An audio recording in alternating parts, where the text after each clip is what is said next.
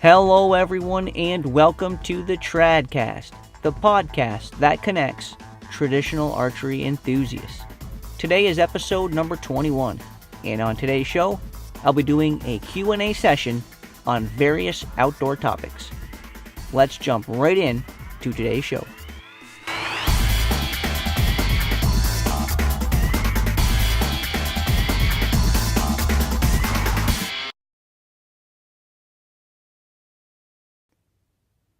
All right, everyone, welcome back to another episode of the TradCast, the podcast that connects traditional archery enthusiasts.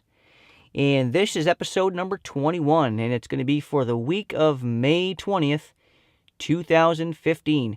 And this week on the show, I wanted to do a short question and answer podcast. And the reason why I wanted to do this podcast is because for anybody who's not aware, a couple of years ago, I started a small company called Vantage Point Outdoors, which is basically, a team that I started a couple of years ago as a way to share, my outdoor experiences with the world. And with that, I started a Facebook page called Vantage Point Outdoors and a Twitter page which is at VPO Pros. And I post daily content on those pages, just letting everybody know what I'm doing in my hunting, what I'm doing in my food plots, what I'm doing in the outdoors in general. And it's just my way to share with everybody kind of what's going on in my hunting adventures and in the outdoors for me and a couple other people who are on my team. And over the last couple of years, I've fielded several questions on both the Vantage Point Outdoors Facebook page and Twitter page, and even on the YouTube and on my YouTube channel, Vantage Point Outdoors. As a whole, as all three avenues, like I said, I've fielded several questions about various things that I do and that I've done in the outdoors, and I just thought it'd be a good idea to do a podcast where I would go over several of these questions and answer them in a podcast format, because I was thinking about it, and I thought, well, if this was a question important enough for one person to ask on the pages, then there's probably other people out there who might have the same question or the same concern, and if that could help, and if I could help the person who answered the question, then maybe I can help somebody else out there, and if I can do that, great, and that's the goal of today's podcast. So what I want to do now is just kind of give you a quick idea of the questions that I want to cover in this week's question and answer podcast. And also, as a little side note, I'm just going to put it out there that I've actually fielded, more questions over the last couple of years than I could, really cover in an individual podcast. It would take, too long to go over all of the questions that I've received. So what I'm going to probably do is break this down and do one of these Q&A sessions every month or so, or every couple of months. I'll do a Q&A session and, cover, 4 to 6 different questions. And this way here, I can keep the episodes, relatively short, without having to drag on for several hours doing one big, long Q&A session. So this week on the Q&A session, the questions that I'm going to answer are, the first one is going to be why I decided to switch from compounds to traditional bows. The second question is going to be, what is the number one trail camera that I recommend? And the third question is going to be, why do I not do soil tests on my food plots? And the fourth question is going to be, if I have a 1 acre to put into a food plot, what should I choose? The fifth question I'm going to answer is, why did I switch back to carbon arrows after choosing to shoot cedar arrows earlier this season? And the last question I'm going to answer tonight, question number 6, is going to be, what is the best tree stand I have ever used? And before I jump into the questions, I do just want to give you guys a couple of quick updates on some things that I've recently been doing in the outdoors. Now, last weekend, middle of May, I was very busy. Last Saturday, I had to mow a couple of my food plots, and these are just a couple of very small food plots. The first one is probably, I would say, less than a 1/12 of an acre. So it's a very small food plot. And the other one kind of borders it. It's very close to the small food plot. That one's a little bit bigger. I would say that one is probably maybe 1/8 of an acre in size, or maybe just a little bit smaller than that. But these two food plots have been growing very, very rapidly this spring. And they're food plots that I made last summer in an area that had very, very, very thick, dense native browse already growing. So that's why I chose this location to do this food plot. And it's a clover food plot currently. This spring I seeded in some Northridge Wildlife Forage Mountain Monster Clover, and it's just really, really taken off. And the ryegrass that I seeded down last fall as a cover crop also, of course, started to regrow again this spring very rapidly. And that winter ryegrass I had planted down really was starting to get 5-6 inches taller than my clover, and I wanted to get that knocked back. So last weekend I went in there and I mowed both of those food plots. It took me about an hour.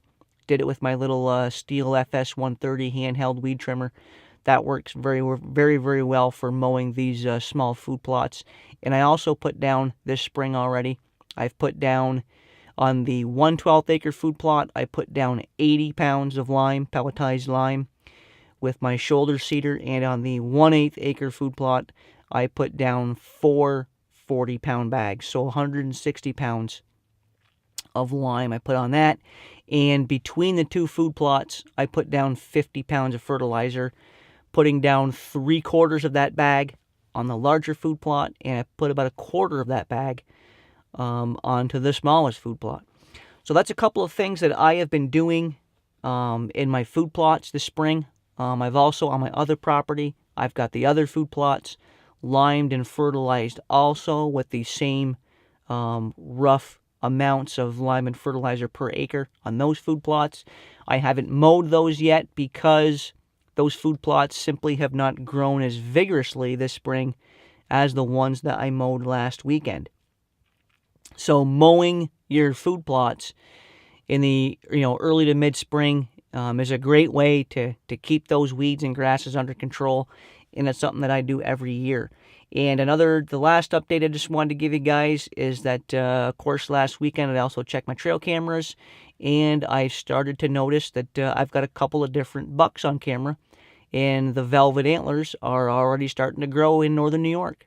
So from looking at the trail camera pictures, it looks like the first week of May is when our bucks here in northern New York began growing their antlers, and it looks like I've already gotten 2 or 3 different bucks on camera on my one property, and a couple of other little small bucks on my other property. So very encouraged to see the antlers are beginning to grow, and I'm looking forward to tracking the progress of the various bucks on my properties this summer. And I'll be giving you guys some more updates on things as things progress throughout the summer, on if any shooters show up, or the bucks that are on my property, and kind of what I'm seeing through my trail cameras. So, and the last thing I've noticed on my trail cameras is, let's see, that I pulled them on the 15th. So, and as of the 15th, from the trail camera pictures that I've gotten, it looks like our deer, our does here in northern New York, at least as of the 15th, at least the ones I got on camera, were still appeared to be carrying their fawns. So I would suspect, I'm actually recording this show here, tonight is the 21st, so we probably have a few fawns on the ground now. We may have even had some last week. If so, I haven't seen them on my properties, but any day now, if it hasn't already happened, we should start seeing some fawns appear on trail camera. And of course, I'll be giving you guys some updates on that as the season progresses as well. And now, without any further ado, I'm going to jump into the question and answer segments. Okay, guys, now like I mentioned, the first question that I'm going to be answering is why I decided to switch from compound bows to traditional bows. Now, I did do a video on this back at the end of December last year for my YouTube channel. I'll leave a link to that in the show notes if you guys want to take a look at that. But I'm basically going to just recover the same things here and kind of any updated opinion that I have on why I switched as I sit here in May 2015. And the biggest reason, the number one reason why I switched from compound bows to traditional bows is because I've had a recent change in my hunting philosophy, at least for the majority of my hunting.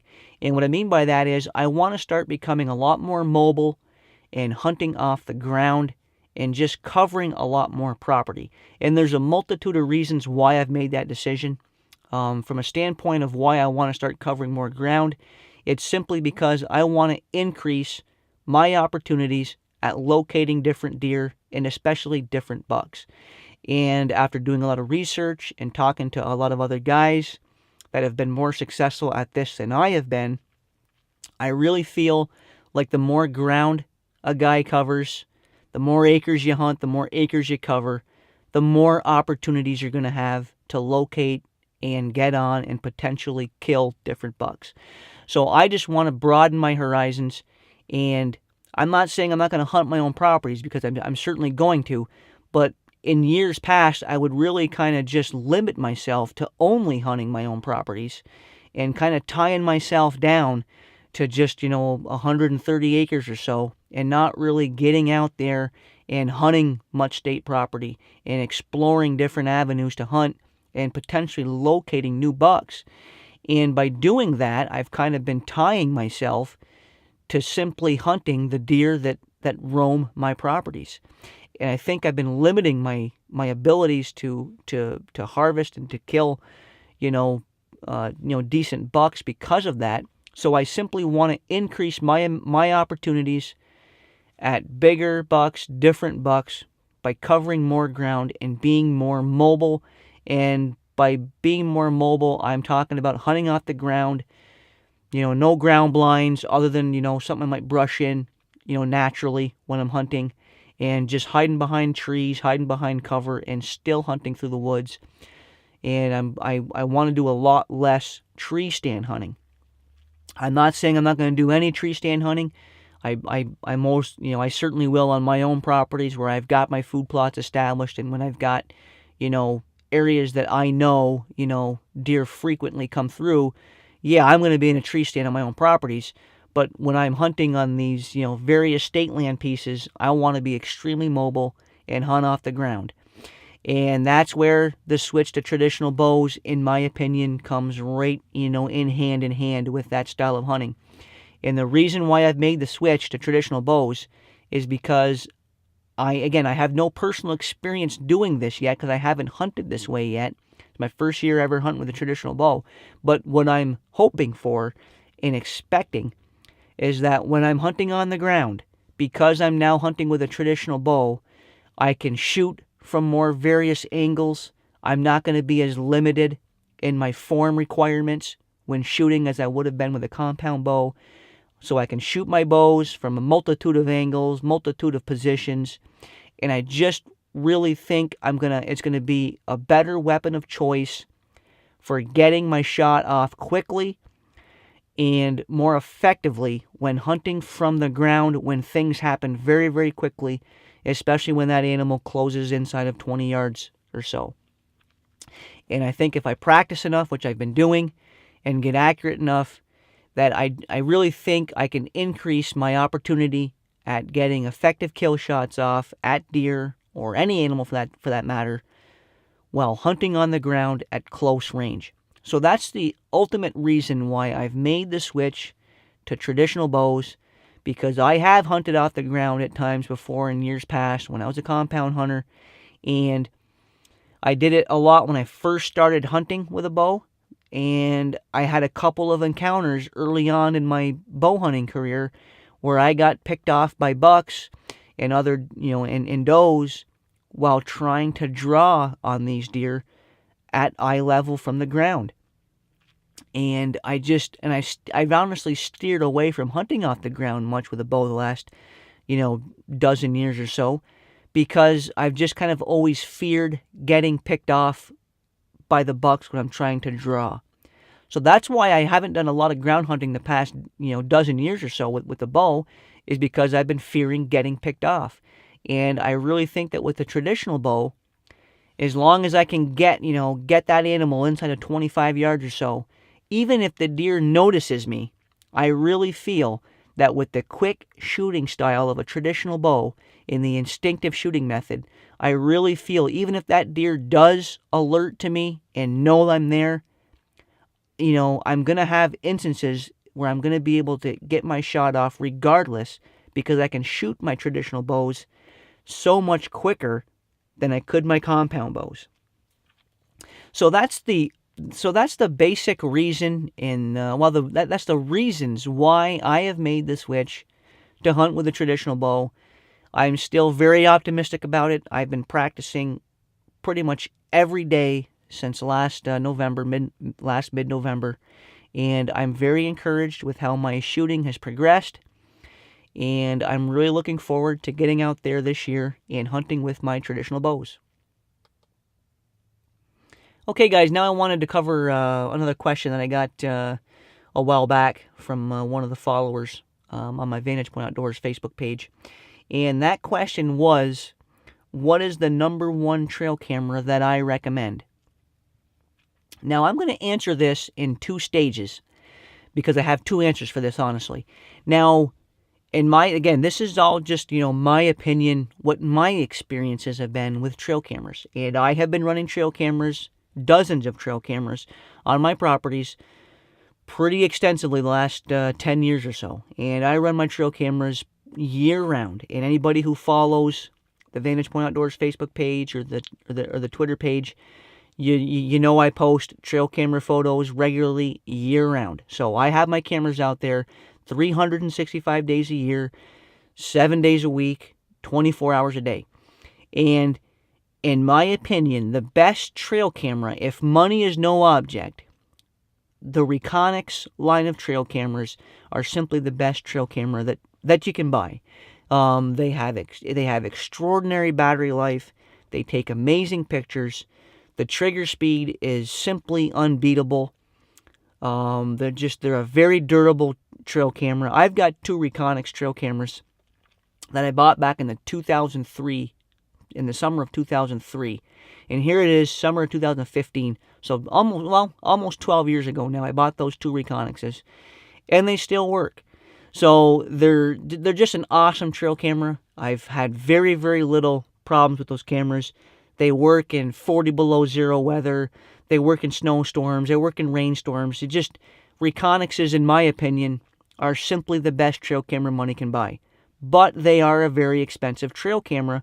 And a lot of guys, myself included, don't have, $500-$600 to spend on a bunch of trail cameras. And I like to have a bunch of different trail cameras. So actually, I haven't purchased a Reconyx since buying those cameras back in 2003. And the reason why that is because they are so expensive. I mean, yes, they worked very, very well, and I love those trail cameras and would love to have, a bunch of Reconyxes, but they are very expensive. And I have found some other brands and some other models that are a lot less expensive that, in my opinion, really do a pretty decent job at rivaling the quality and the durability of the Reconyx. So the last, 8-10 years, I've been using different brands of trail cameras, and I'm going to break this next part of the answer down to what I consider the best bang for buck trail cameras that I have ever used personally. So if you're talking at a bang for buck value, in my opinion, I'm going to pretty much put two cameras at a tie. And that is the Moultrie M-Line trail cameras. That could be anything. I have a Moultrie M990i. I've got a couple M880s. I got an M80XT. pretty much any of those trail cameras are going to be very, very, very good performers for you. I've had astounding results with my Moultrie trail cameras. I've had good results with the M990i, my M80XTs, my M880s.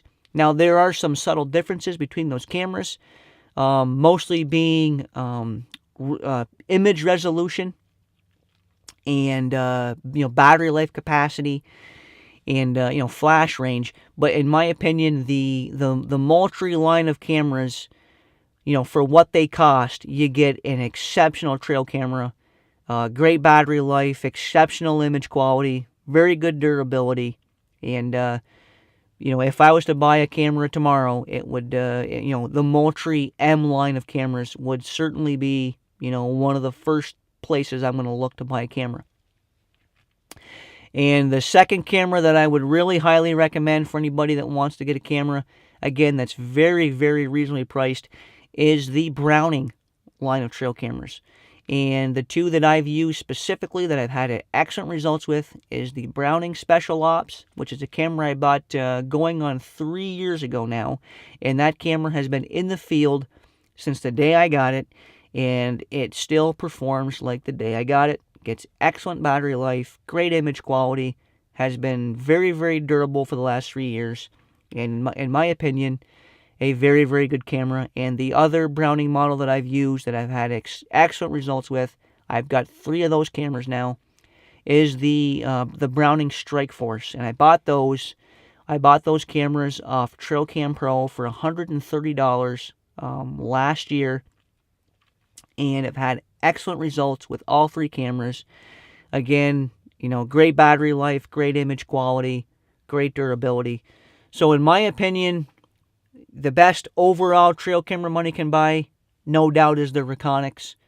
But if money is an issue and you're looking for bang for buck value, my personal recommendation would be one of the Moultrie M series cameras. Anyone, they're all real good. I've had good results with them all. Or one of the Browning trail cameras, in my opinion, are very difficult to beat for what you pay. Okay, and the next question that I wanted to answer again came off the Vantage Point Outdoors Facebook page. I've gotten this question a few different times now over the last few years, but that question is, why do I not do soil tests on my food plots? And I talked about this a little bit in last week's show, on the food plot show, but I'll recover it again because I think it's an important question that I got, and I just want to explain to everybody kind of what my thoughts are in detail as far as soil testing. Now, I certainly am by no means recommending that you don't do a soil test. In fact, anybody who would ask me today, if you ask me, what you should do to grow a food plot, I would recommend and tell you to do a soil test in the early stages of that, because it is going to tell you exactly what you have to put down for lime, exactly what you have to put down for fertilizer, and what you have to give those plants in terms of nutrients to have a successful plot. Now, with that being said, I have personally never done a soil test because I've never had to do a soil test. When I first started doing food plots 3 or 4 years ago, pretty much from day one that I've been doing food plots, my way of getting around the soil test, that's worked for me on every plot since I've been starting, and I've now put in probably anywhere from 15 to 25 different food plots in the last several years. And the way I do that is, if it is a first year planting, if this is a food plot that's never been a food plot before, it's a completely new food plot, I put down anywhere from 800 to 1,000 pounds of pelletized lime on that food plot. Now, I don't know if that soil would call for 300 pounds. I don't know if it would call for 2,000 pounds. I don't know that because I didn't do the soil test. But I put down 1,000 pounds of lime the first year, and I've always had excellent results in terms of germination, food plot growth, food plot health. All aspects of the plantings have been great on that first year with the 1,000 pounds of lime application. So in my opinion, I've never had to to do a soil test because that 1,000 pound pelletized lime application has worked on my food plots.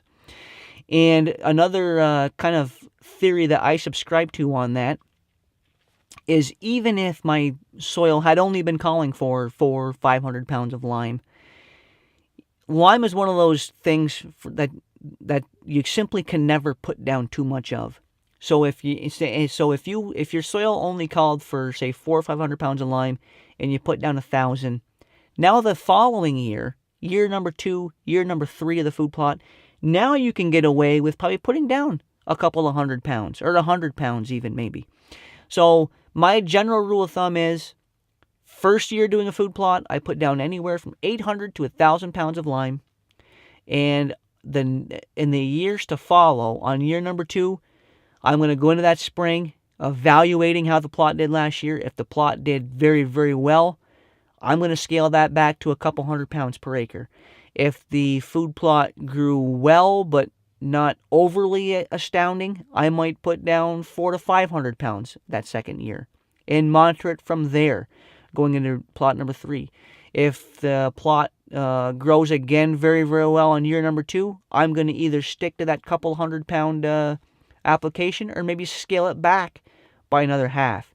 So I just kind of keep detailed notes on my food plots, what I put down the year before and, what works in each spot. And I just kind of, make minor tweaks to my lime and fertilizer applications from year to year, depending on how each individual food plot does, because you could have a food plot in one spot and go 100 yards either direction and have completely different soil conditions in that other food plot. So you really want to keep your food plots, very specific and, give that soil the appropriate nutrients, on a very individual basis. So that's just my opinion on the soil testing and the reasons why I haven't had to do a soil test.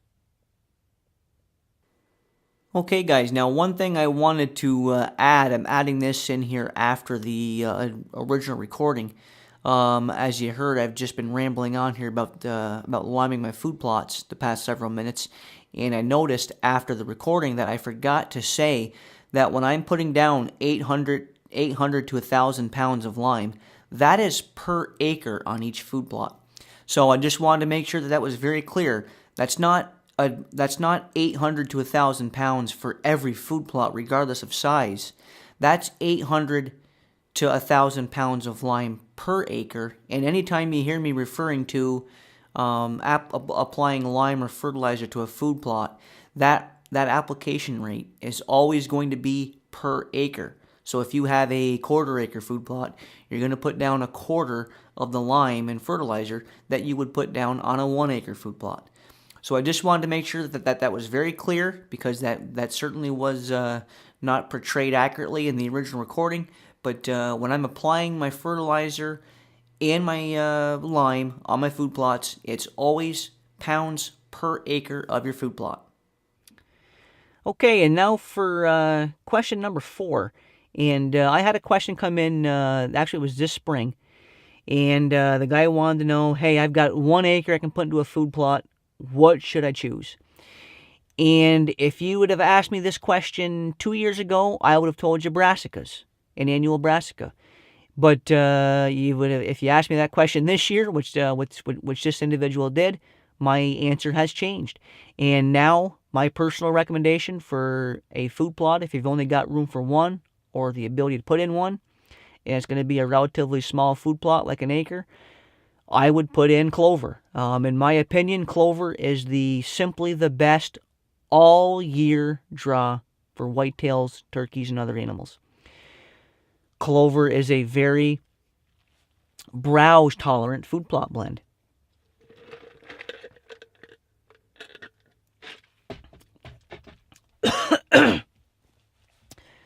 Now, what I mean by that is clover is going to be a blend that you can put into a small food plot, and that food plot is going to be able to withstand a lot of deer coming in there and browsing day after day after day, because that clover is a perennial and it wants to keep regrowing and the deer and other animals are going to have a very difficult time wiping it out. I'm not going to say that it's not possible for deer to wipe out a clover plot, but it certainly is going to be very, very difficult for them to do that, and it would really take being in an area with exceptionally high, high deer densities, and really having a lot of deer in that food plot in order to wipe that out. I mean, I haven't had anywhere near enough browse pressure in my food plots, my clover plots, to wipe those out.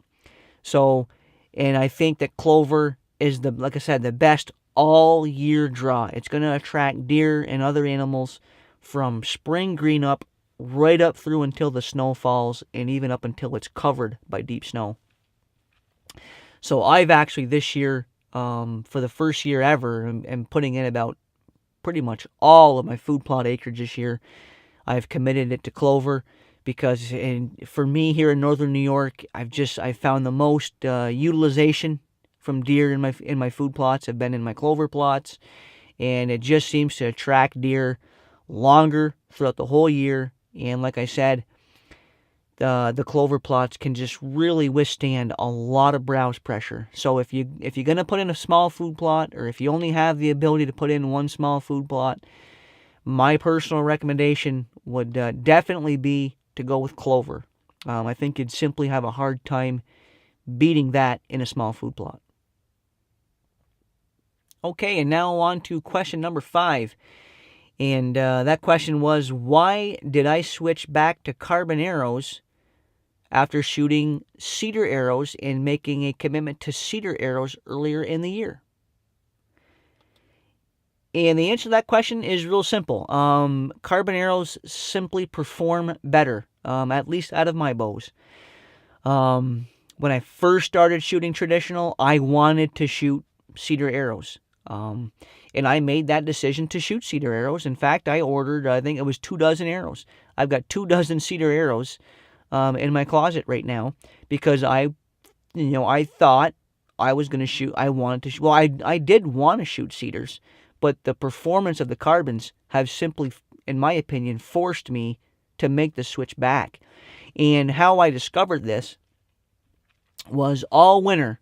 Of course, we get a lot of snow here in northern New York. I mean, we get, 4 feet of snow up here, and with our temperatures, barely breaking, the 0 mark a lot of days in the wintertime, I'm simply forced to do my wintertime shooting practice in my basement. It's just not practical for me to shoot outdoors. It's simply too cold, and there's just too much snow to practically shoot outdoors for me during the wintertime. So I practiced all winter in my basement on a little 9-yard range that I put in the basement. And of course, at 9 yards, the cedar arrows were flying phenomenal. And I was really sold that, absolutely, I'm going to be shooting cedar arrows this year. Love these cedar arrows. And I did. They were flying great, inside of 10 yards. This spring, a buddy of mine came up for the weekend back mid-April, and we did some shooting, and of course, he was shooting carbon arrows, and I had my cedar arrows, and this is my first day shooting outdoors for the year. And after about 5 shots, it was becoming very apparent to me that I needed to shoot carbon arrows. The issue I was having was inside of 15 yards, the cedar arrows flew well, and I was happy with them. But you start pushing that out, 20, 25, 30 yards, and I just noticed a significant drop in my cedar arrows. They would really nosedive after about the 15, 20 yard mark. And I was finding it very difficult to be consistent with those. And especially when Paul was, shooting lights out, from all the yardages, 0 through 30 yards. I mean, and you could just see when he would shoot, I would stand back and watch when he shot, and his arrows were just flying so smooth, such a smooth trajectory through the whole yardage, range. And mine were just dropping like stones, after, 20, 25 yards. And I'm not saying I couldn't have, developed the skill set and the muscle memory and, the sight picture to get good with those cedar arrows out to, 25, 30 yards. I just really thought that was going to limit my learning curve and my ability to pick up this traditional shooting quicker. And like I said, I just felt that I should give my carbon arrows I had a try. And that was I've got some Beeman ICS Bowhunter 400 spine carbon arrows, and I shot those the next day, Sunday. I shot those with Paul, and I was just night and day difference. Now all of my shots were, out to 30 yards. Were keeping a much better trajectory, and I just found it so much easier to shoot all of the different ranges when I was shooting the carbon arrows. They just simply, perform better from my bows. And so I have made the switch back to carbon arrows simply because they perform, so much better when I'm shooting. And of course, there's some additional benefits with carbon arrows. Now I can, attack. Switching from field points to broadheads is so much easier. And the arrows are a lot more durable. Actually, the day I shot with Paul, that Saturday, I broke two arrows. And I have not broken a carbon arrow since that day. And I've been shooting the carbon arrows ever since, and I have yet to break a carbon arrow. So the carbon arrows are obviously a lot more durable. They're a lot smoother shooting for me, anyways, and they're a lot easier to deal with. So I'm very happy with my switch back to carbon arrows, and I've actually recently picked up the gold tip traditional arrows, shooting the 500 spine, arrows cut to 27.5 inches with 175 grains of head weight. And that setup is working very, very well for me out of my bows this year. I've done a couple of YouTube videos on that here in the last week or two. And that is what I fully intend on shooting and hunting with this season. So in a nutshell, the reason why I switched back to carbon arrows is because they simply perform a lot better than cedar arrows, in my opinion. Okay, guys, and now for the last question that I wanted to cover on this show, on this podcast. And that is a question that came in a while back that I thought was important to cover. And that is, what is the best tree stand I have ever used? And for me, that answer is very simple. I mean, I've used a bunch of different tree stands, anything from ladder stands to, the very cheap, bargain basement metal, chain-on stands that you can buy from, your bargain basement Tractor Supply stands, or maybe your Dick's Sporting Goods, very cheap stands. But without question, the best stand that I've ever personally hunted from is the Lone Wolf hang-on tree stand. What I like about those is they are very light, they're very durable, and the number one selling point for me and why I really like the Lone Wolf tree stands is they are absolutely rock solid in the tree, and they are quiet. I don't care if it's, minus 20 degrees out and, freezing rain. A Lone Wolf stand is simply the quietest tree stand I have ever hunted from. When you're up in that tree stand and you have to move around, or even just your basic movements when you're in a tree stand, you just never hear a whisper out of that Lone Wolf stand. At least I never have from mine. And I have had a lot of issues with a lot of those more bargain basement tree stands that you can pick up for a lot cheaper. But there's a reason why those tree stands are a lot cheaper, and that's because they simply don't perform as well. And in my opinion, they are a lot noisier. And there's nothing worse than when you have an animal, a deer, closing in, and you're trying to get into position for that shot, and your tree stand starts to squeak and rattle, and the deer picks you off and takes out of there. So I do still hunt from a variety of tree stands when I'm hunting my own properties. I've got several different tree stands set up. I've got some ladder stands, some of the old bargain basement chain-ons I still have in place, and I do hunt from those stands. I won't lie to you, I do hunt from those stands, but no doubt about it, there is more issues in terms of noise with those stands. They're not as stable to the tree. They're just not as durable. And like I said, the overwhelming thing for me is the noise factor.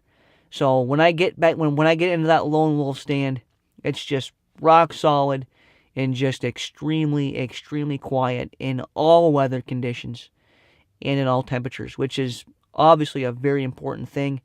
And I do have I did buy another lone wolf last summer, actually, with the climbing sticks, and I do have that stand that I have specifically set aside for if I ever want to go into a spot with a mobile tree stand setup. I plan on bringing in that lone wolf assault with the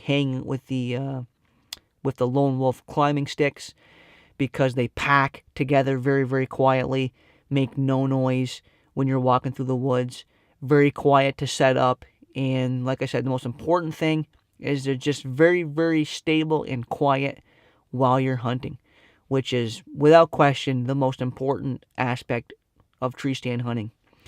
So that's my answer on tree stands. In my opinion, you'd be very, very hard pressed to beat a lone wolf stand. Now, with that being said, I haven't tried every tree stand out there in the market, and I know there's a lot of great tree stand manufacturers out there. But of the ones that I have used, which have been, a variety, no question, the lone wolf stands, hands down, the best I've ever used. All right, guys. Well, there you have it. Just to look back at 6 questions that I fielded over the last couple of years on the Vantage Point Outdoors Facebook and Twitter pages that I felt that the answers to these questions might be able to help somebody else out there. And I hope everybody found this podcast to be informative, and hopefully these answers and my experiences have helped you out. Now, I only have one last reminder for everybody. Again, if you enjoy what we're doing here with the podcast, I would really appreciate it if you could jump on over to iTunes and leave us a quick review on the podcast. It's a great way for me to not only get the podcast out to more people so that we can start helping more people out, but it's also going to be a great way for me to continue to get great guests here on the show. And next week, I am anticipating having another great guest interview here on the show. All right, and I just wanted to thank everybody who took the time to tune into this week's show. I'm going to see you next week right here on an all-new episode of the TradCast.